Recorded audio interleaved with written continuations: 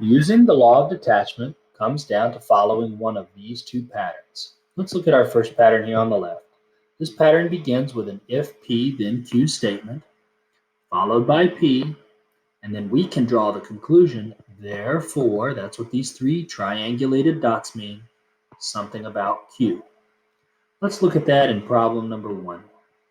If two angles are congruent is our P statement, then the angles must have the same measure is our Q statement. Next, it says angles A and B are congruent, and when we compare the terminology here, we can see that this is consistent with statement P. We can see that our pattern is beginning to follow just the pattern we've seen above. P then Q, P.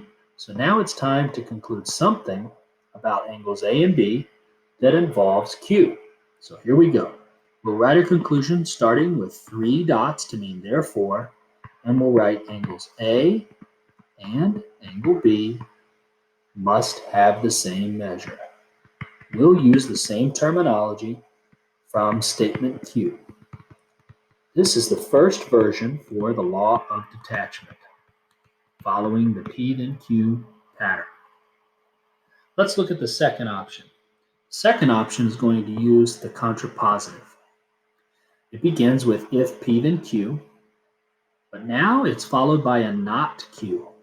When we see this pattern, we can conclude with a ... for therefore and a not P. In other words, we can reverse the P then Q statement and write the contrapositive. Let's see that in example 2.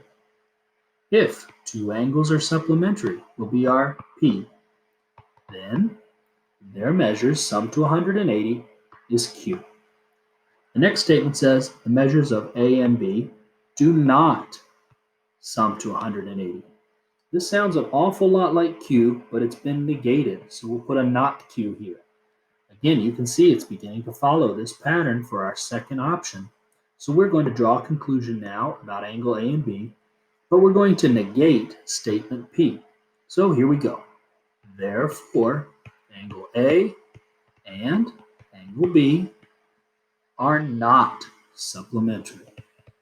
And this is following the law of detachment, but using the contrapositive in our conclusion.